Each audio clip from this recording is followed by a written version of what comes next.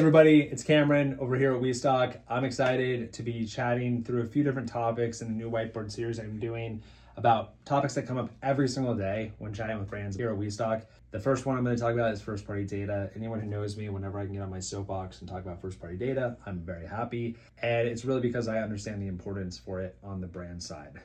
Whether you're going to call it first-party data or zero-party data, it's very, very valuable on the brand side because you generate the data and you own the data. So the way to think about it is whether it's your e-com, your email list, your surveys that you're building out, digital rebates, the way to think about first-party data is anything you're generating and then you're owning, right? You have full consent by the consumer to email them anytime, to call them anytime, to survey them anytime, to engage with them anytime, and you own that relationship one-to-one. In retail, we all know there's so many different gatekeepers, there's so many different barriers between you and your consumer when your product's in retail. So the larger you can get that customer segment that you own and you understand where they shop, you understand their buying habits, you have a direct line of communication back to them, the more valuable it becomes to your brand.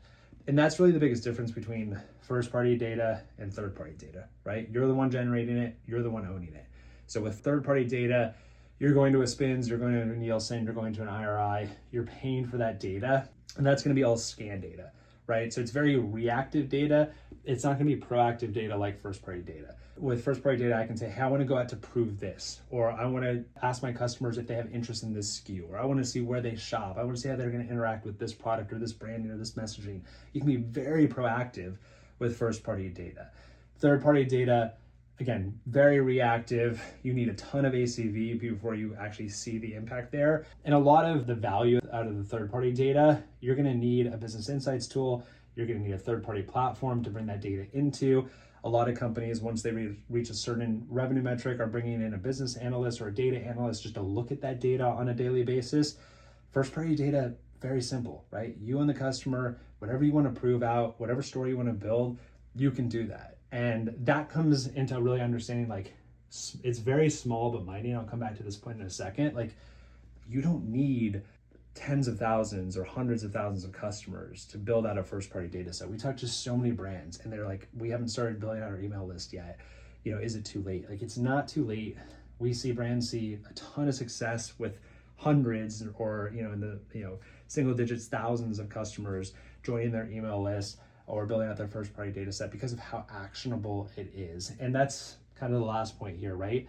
If I want to drive a customer into the store, if I want to ask my customers where they shop, if I want to get product feedback, if I want to get packaging feedback, if I want to really understand who my core customer is and how they're engaging with my product, like, it's so actionable, that first-party data, because you own it, right? It's the clearest line of communication between your brand and that customer. So you don't need that data set to be huge because of how actionable it is.